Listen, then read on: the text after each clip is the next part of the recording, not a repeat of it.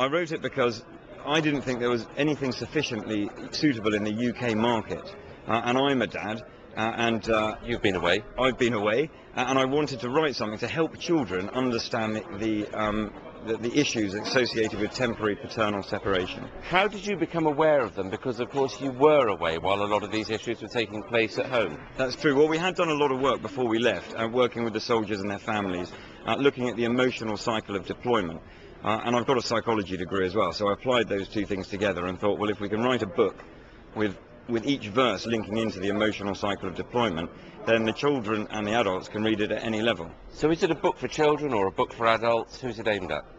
It's aimed for both, actually. There's a website associated with it with all the psychological background, so you can read a verse, you can look at the website and understand what it actually means. But for a child, they can pick it up and read it by themselves, or you can read it at bedtime to them before you go. Now, the Army's own welfare system is good. What does this add? A touch of flavour, a little bit of colour, and just another way of approaching the same problem. Do you think that children do suffer long-term harm when their mums and dads go away to serve on the front line? I don't think they suffer from a long-term harm, but it is really difficult. If they misbehave, then it makes the mother's life much harder and their siblings' lives much harder, and anything to relieve their anxiety is a good thing. Now, you've got a degree of royal patronage for this. Tell me about that.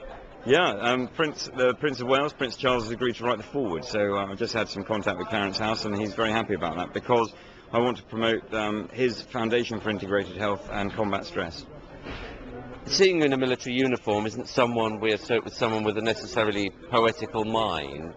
Did you find it hard to write? No, it started coming to me as I sat on a plane as I left Iraq in 2007, and I wrote the first 4 verses before I landed, and then the rest of it took about a year.